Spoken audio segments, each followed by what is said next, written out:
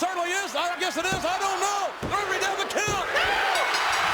China, the first woman to become the Intercontinental Champion. Welcome to Jobbed Out, the wrestling editorial that reminds you that if a man beats a woman, he's an asshole and a loser. But if a woman beats a man, he's an asshole and a loser. I love pro wrestling. Don't treat me like a woman. Don't treat me like a man. Don't treat me like you know me.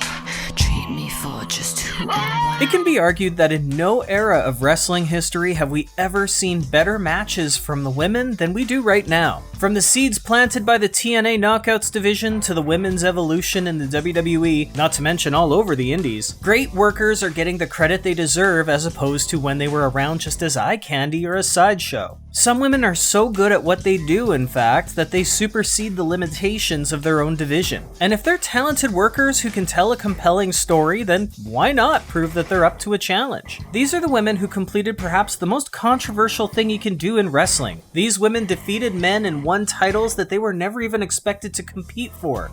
And I'm not talking about the hardcore, the 24/7 title where everybody just rolls each other up until the next segment. These ones put in the work. Sisters are doing it for themselves. So let's get to it. Here are Freaks 5 women who won championship gold against the men. Number 5. Chyna. Chyna's influence in pro wrestling is undeniable. Debuting in the WWE as an enforcer instead of as a valet, I told her, I'm like, make it look real. The next morning, we were in the hotel. Dustin had gone to the bathroom and he called my name from there to ask me something. I could not even turn my head to answer him. It was horrible. My whole body, oh my God. Did Joni ever buy you dinner or something to make up for that down the road? Or?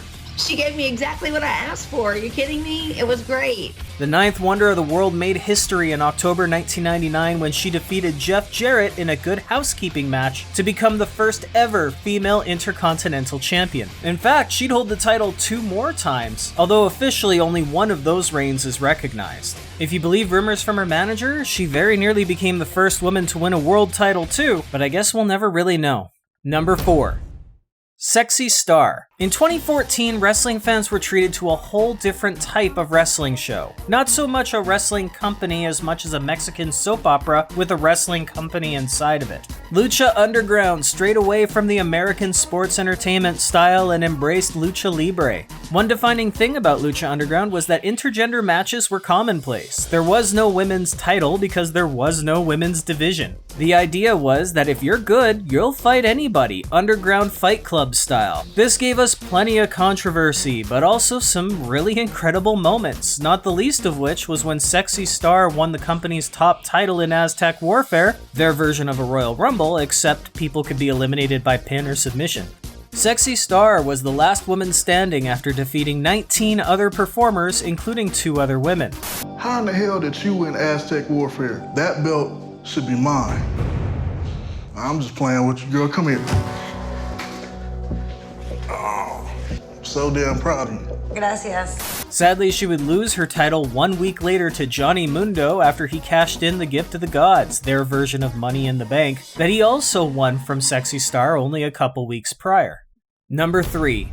Daphne Unger. Daphne was a breath of fresh air in WCW. She wasn't a dancer or a cheerleader. She wasn't a veteran wrestler who honed her craft overseas. She was just Daphne. A wild, possibly insane goth chick who screamed in matches and supported fellow misfits David Flair and Crowbar. Only 1 week after her first televised match, she and Crowbar would beat Tammy Sitch and Cruiserweight champion Chris Candido. Because Daphne was the one who scored the pinfall, it was ruled that both she and Crowbar were the WCW Cruiserweight champion. A week later, the two would square off to determine who the real champion was, only for Candido to interfere and for Daphne to accidentally pin Crowbar while trying to console him. Daphne won the match. She pinned him.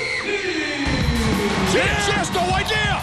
10 seconds ago, she cared about Crowbar, and she pinned him. For the record, yes, Daphne did do this to Crowbar before Eddie Guerrero would do the same to Chyna.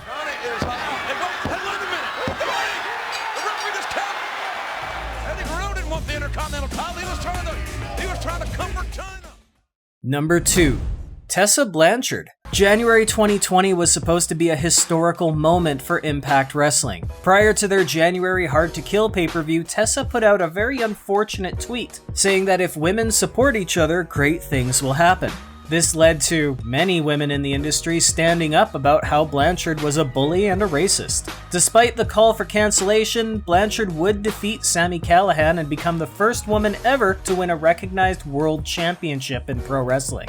She would be stripped of the title, however, that summer after refusing to fulfill her obligations as champion and trying to hold the title hostage behind the scenes for a new contract.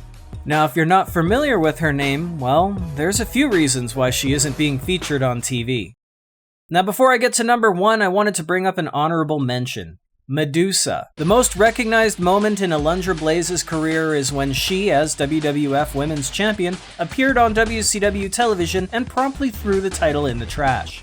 Because this is where the big boys play, and now this is where the big girls play. The reality of it is, WCW didn't have a strong women's division, so Medusa started taking on men, from Colonel Parker to Chris Benoit. At Starrcade 1999, she would defeat Evan Courageous with a bit of help to become the first woman to win their cruiserweight title, only to lose it later to Ed Ferrara, whose character at the time was to make fun of Jim Ross having Bell's palsy. Now, with all that said and done, who's my number 1 women's wrestler who defeated a man for their championship? Number 1. Jacqueline. Jackie Moore is a long-time, well-respected veteran in wrestling. Starting in the 80s, Jackie was tough, real tough.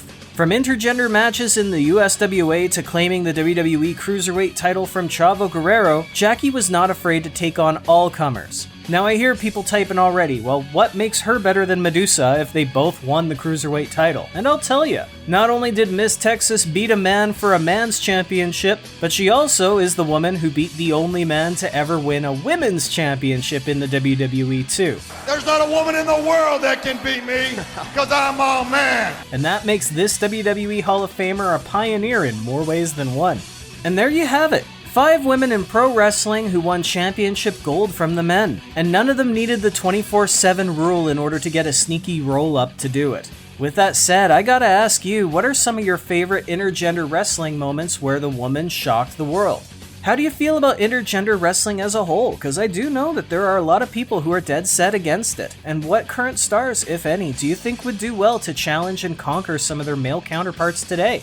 Let me know what you think in the comments section, and be sure to subscribe to this channel for more, because I want you to be a part of these conversations too. For now though, I better get my shoulders off the mat, so I want to thank you for tuning in to Jobbed Out. I'll catch you next time.